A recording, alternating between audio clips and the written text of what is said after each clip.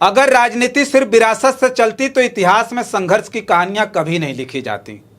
एक ऐसा नेता जिसका जन्म राजनीति के सबसे प्रभावशाली परिवारों में हुआ था। राजनीति में सबसे आसान काम किसी बड़े नेता का बेटा बनकर चुनाव लड़ना होता है, लेकिन सबसे मुश्किल काम होता है अपने नाम के आगे लगे उस बड़े नाम से बाहर निकलकर अपनी खुद की पहचान बनाना। यही कहानी है एक ऐसे नेता की जिसे करोड़ों लोग आज अखिलेश यादव के नाम से जानते हैं। लेकिन एक समय ऐसा भी था जब लोग उन्हें सिर्फ मुलायम सिंह यादव का बेटा कहकर पहचानते थे। शायद उन्हें भी नहीं पता था कि आने वाले वर्षों में यही लड़का उत्तर प्रदेश का सबसे युवा मुख्यमंत्री बनेगा और प्रदेश की राजनीति का सबसे चर्चित चेहरा भी। नमस्कार, मेरा नाम रजनीश है और आप जन आदर्श भारत देख रहे हैं। भारतीय इतिहास की तारीख 1 जुलाई 1973, इटावा जिले का एक छोटा सा गांव सैफई। आज जिस सैफई का नाम पूरे देश में जाना जाता है, उस समय एक सामान्य सा ग्रामीण इलाका था जहां खेत थे, धूल भरी पगडंडियां थीं और साधारण जीवन था। इसी मिट्टी में जन्म हुआ अखिलेश यादव का। उनके पिता बाद में देश के बड़े समाजवादी नेता में गिने गए, लेकिन उस समय परिवार का जीवन संघर्ष और मेहनत से जुड़ा हुआ था। बचपन से ही अखिलेश का स्वभाव बहुत शांत बताया जाता है। उन्हें खेलना पसंद था, दोस्तों के साथ समय बिताना पसंद था और मशीनों को समझने में खूब दिलचस्पी थी। शायद यही वजह रही कि आगे चलकर उन्होंने इंजीनियरिंग की पढ़ाई चुनी। कम उम्र में ही उन्हें घर से दूर भेज दिया गया। स्थान था राजस्थान का धौलपुर सैनिक स्कूल। यह सिर्फ एक स्कूल नहीं था, बल्कि अनुशासन, समय की कीमत और नेतृत्व सिखाने वाली जगह थी। सुबह की परेड, कड़े नियम और हर दिन खुद को बेहतर बनाने की चुनौती, यही उनके व्यक्तित्व का एक नया अध्याय शुरू हुआ। इसके बाद उन्होंने इंजीनियरिंग की पढ़ाई के लिए और फिर उच्च शिक्षा के लिए ऑस्ट्रेलिया रवाना हो गए, जहां उन्होंने पर्यावरण इंजीनियरिंग का अध्ययन किया। सोचिए, अगर वे चाहते तो विदेश में आरामदायक करियर चुन सकते थे, लेकिन उन्होंने लौटना चुना क्योंकि उनके सामने सिर्फ नौकरी का रास्ता नहीं था, एक विरासत भी थी और उस विरासत के साथ जुड़ी थी जिम्मेदारियां भी। फिर आया साल 2000। राजनीति में उन्हें पहली बड़ी परीक्षा दी। वो क्षण था कन्नौज की लोकसभा सीट। देश की निगाहें इस चुनाव पर थी। लोगों के मन में सिर्फ एक सवाल था, क्या यह जीत सिर्फ पिता के नाम पर होगी या फिर यह युवा अपनी अलग पहचान भी बना पाएगा। चुनाव हुआ, अखिलेश यादव जीतकर देश की सबसे बड़ी पंचायत में दाखिल हो गए, लेकिन उनकी असली परीक्षा अब शुरू हुई थी। दिलचस्प बात यह थी कि संसद पहुंचने के बाद भी उन्होंने खुद को सिर्फ दिल्ली की राजनीति तक सीमित नहीं रखा। वे लगातार उत्तर प्रदेश के अलग अलग इलाकों में जाते रहे, लोगों से मिलते रहे, युवाओं से संवाद करते रहे। धीरे धीरे उनकी छवि एक ऐसे नेता की बनने लगी जो नई पीढ़ी की भाषा समझता था। लेकिन राजनीति सिर्फ लोकप्रियता का खेल नहीं होती। यहाँ हर वक्त हर दिन खुद को साबित करना पड़ता है और अखिलेश यादव के सामने सबसे बड़ी चुनौती अभी बाकी थी। एक ऐसी चुनौती जो तय करने वाली थी कि लोग उन्हें सिर्फ एक बड़े नेता का बेटा याद रखेंगे या फिर उत्तर प्रदेश का भविष्य। फिर आया साल 2011। उत्तर प्रदेश का राजनीतिक माहौल बदलता जा रहा था। एक तरफ सत्ता के खिलाफ असंतोष, दूसरी तरफ विपक्ष खुद को नए रूप में पेश करने की कोशिश कर रहा था। इसी दौर में एक युवा नेता ने फैसला किया कि चुनाव सिर्फ पोस्टर और प्रेस कॉन्फ्रेंस से नहीं जीते जाते, लोगों के बीच जाकर उनकी बातें सुननी पड़ती है।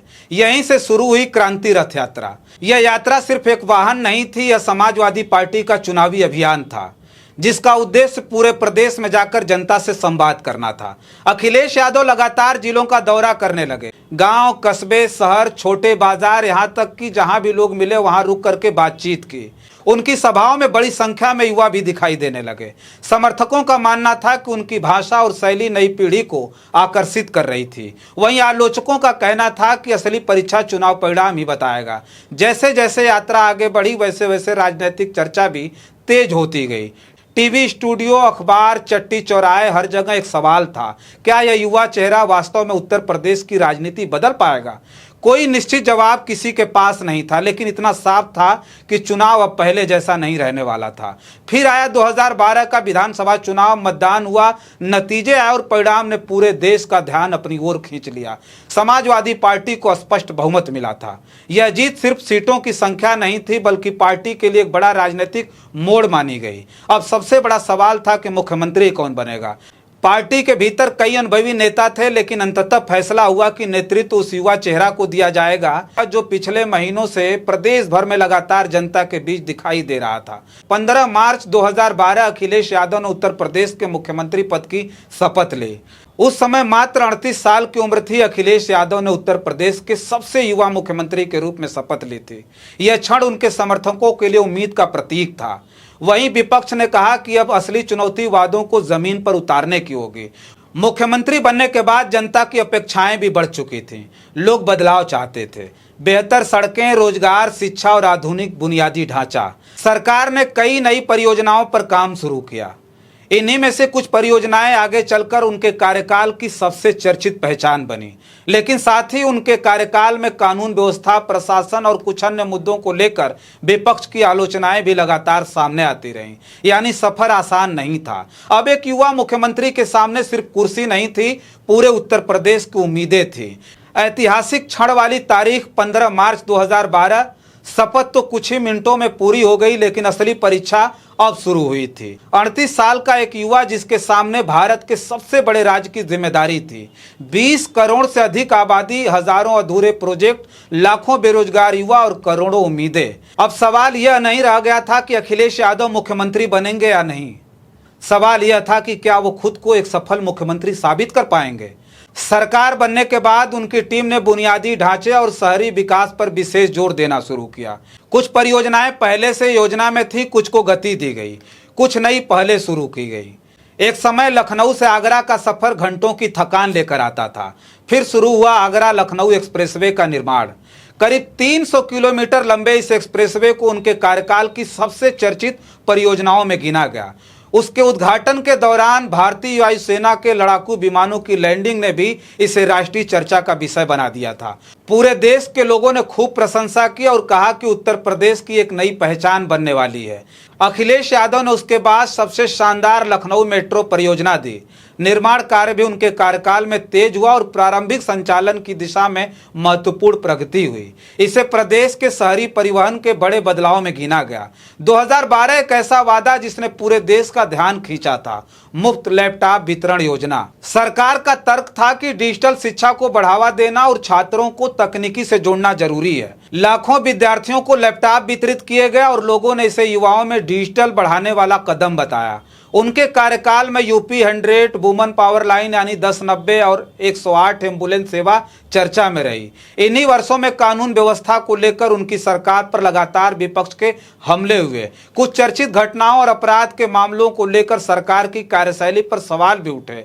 आलोचकों का कहना था कि विकास परियोजनाओं के साथ साथ कानून व्यवस्था पर भी समान स्तर का नियंत्रण जरूरी था। लेकिन दूसरी तरफ सरकार का पक्ष था कि विकास, पुलिस आधुनिकीकरण और प्रशासनिक सुधारों पर लगातार काम किया जा रहा है। 5 साल कुछ लोगों के लिए विकास का दौर तो कुछ लोगों के लिए अधूरे वादों का दौर था। लेकिन एक बात तय थी कि अब अखिलेश यादव सिर्फ मुलायम सिंह यादव के बेटे नहीं रह गए थे। वे अपने समर्थकों के लिए एक अलग राजनीतिक पहचान बन चुके थे और अपने विरोधियों के लिए गंभीर राजनीतिक प्रतिद्वंदी। लेकिन तत्कालीन मुख्यमंत्री अखिलेश यादव की सबसे कठिन लड़ाई विपक्ष से नहीं थी। वह लड़ाई उनके अपने घर के अंदर भी शुरू होने वाली थी। एक ऐसा संघर्ष जिसने समाजवादी पार्टी की नींव तक हिला दी। राजनीति में अक्सर कहा जाता है कि सबसे कठिन लड़ाई विपक्ष से नहीं, अपने लोगों से होती है। साल 2016 उत्तर प्रदेश चुनाव में अब कुछ ही दिन बचे थे। बाहर विपक्ष अपनी रणनीति बना रहा था, लेकिन समाजवादी पार्टी के भीतर कुछ ऐसा शुरू हो चुका था जिसकी कल्पना शायद किसी ने नहीं की थी। यह सिर्फ मतभेद नहीं था, यह नेतृत्व, संगठन और चुनावी रणनीति को लेकर खुलकर सामने आया संघर्ष था। एक तरफ थे अनुभवी नेता, दूसरी तरफ नई पीढ़ी का नेतृत्व। मीडिया में हर दिन नई खबरें आने लगी। पार्टी के भीतर लिए जा रहे फैसलों पर सार्वजनिक बयान आने लगे। समर्थकों में भी असमंजस था कि आखिर पार्टी किस दिशा में जाएगी। एक दौर में अखिलेश यादव ने कई सार्वजनिक मंचों से कहा कि वे संगठन और सरकार में अपनी सोच के अनुसार काम करना चाहते हैं। दूसरी ओर पार्टी के वरिष्ठ नेताओं के साथ मतभेद लगातार बढ़ते गए। यह सिर्फ व्यक्तियों का टकराव नहीं था, बल्कि नेतृत्व की शैली को लेकर भी बहस थी। फिर आया वह मोड़ जिसने पूरे देश का ध्यान खींच लिया। पार्टी के भीतर नेतृत्व को लेकर विवाद आखिरकार चुनाव आयोग तक पहुंच गया। यह सवाल खड़ा हुआ कि समाजवादी पार्टी का आधिकारिक नेतृत्व किसके पास होगा और पार्टी का चुनाव चिन्ह साइकिल किसे मिलेगा। यह सिर्फ कानूनी लड़ाई नहीं थी, यह भावात्मक लड़ाई भी थी। एक ऐसा परिवार जिसने दशकों तक साथ राजनीति के अब सार्वजनिक विवाद के केंद्र में था, आखिरकार चुनाव आयोग ने उपलब्ध दस्तावेजों और संगठनात्मक समर्थन के आधार पर पार्टी का चुनाव चिन्ह उस गुट को दिया जिसका नेतृत्व अखिलेश यादव कर रहे थे। यह फैसला राजनीतिक रूप से उनके लिए महत्वपूर्ण मोड़ साबित हुआ, लेकिन इस जीत की कीमत भी थी, क्योंकि परिवार के भीतर आई दरार अब पूरे देश के सामने थी। इसके बाद आया 2017 का विधानसभा चुनाव। अखिलेश यादव ने चुनाव अभियान में विकास कार्यों और अपनी सरकार की उपलब्धियों को प्राथमिकता दी। समाजवादी पार्टी ने इंडियन नेशनल कांग्रेस के साथ गठबंधन भी किया। दूसरी ओर भारतीय जनता पार्टी ने व्यापक चुनावी अभियान चलाया। नतीजे और सत्ता बदल गई और समाजवादी पार्टी चुनाव हार गई। और यह हार सिर्फ सरकार की नहीं थी, बल्कि एक ऐसे नेता की थी जो 5 साल पहले उम्मीदों के साथ सत्ता में आया था। लेकिन यहीं से कहानी खत्म नहीं होती है। कई नेता हार के बाद राजनीति में पीछे चले जाते हैं। अखिलेश यादव ने विपक्ष की राजनीति का रास्ता चुना। उन्होंने संगठन को फिर से मजबूत करने की कोशिश की, नई रणनीतियां बनाई, नए संगठन तलाशे और लगातार जनता के बीच सक्रिय रहे। कहते हैं राजनीति में कभी कभार हार सबसे बड़ी शिक्षक होती है। 2017 की हार ने अखिलेश यादव की राजनीति ही बदल दिया। राजनीति सिर्फ चुनाव जीतने का नाम नहीं, राजनीति समय की सबसे कठिन परीक्षा कहलाती है। जो नेता एक चुनाव जीतता है वह सरकार बना सकता है, लेकिन जो नेता हार के बाद भी जनता के बीच बना रहता है वही अपनी राजनीतिक पहचान बनाता है। 2017 की हार अखिलेश यादव के लिए सिर्फ सत्ता खोने का क्षण नहीं थी, यह उनके राजनीतिक जीवन का दूसरा अध्याय था। हार के बाद उन्होंने संगठन को फिर से सक्रिय करने की कोशिश की। प्रदेश भर में यात्राएं, कार्यकर्ताओं से मुलाकात और नई राजनीतिक रणनीतियां और विपक्ष की भूमिका निभाने का प्रयास, ये सब सिलसिला चलता रहा। समर्थकों का कहना था कि अब उनका राजनीतिक अनुभव पहले से कहीं अधिक परिपक्व हो चुका था। आलोचकों का कहना था कि जनता अब सिर्फ वादे नहीं बल्कि ठोस परिणाम देखना चाहती है। फिर आया 2022 का विधानसभा चुनाव। एक बार फिर उत्तर प्रदेश राजनीति का केंद्र बन गया। समाजवादी पार्टी ने पिछली बार की तुलना में अपने सीटों और वोट प्रतिशत में उल्लेखनीय बढ़ोतरी की, लेकिन सरकार बनाने के लिए आवश्यक बहुमत हासिल नहीं हो सका। इस चुनाव के बाद अखिलेश यादव उत्तर प्रदेश विधानसभा में विपक्ष के प्रमुख चेहरे बनकर उभरे। यानी सत्ता नहीं मिली, लेकिन राजनीतिक प्रासंगिकता बनी रही। यही वजह है कि आज अगर उत्तर प्रदेश की राजनीति को देखें तो एक बात साफ दिखाई देती है कि बिना अखिलेश यादव का नाम लिए राज्य की राजनीति की चर्चा पूरी नहीं होती।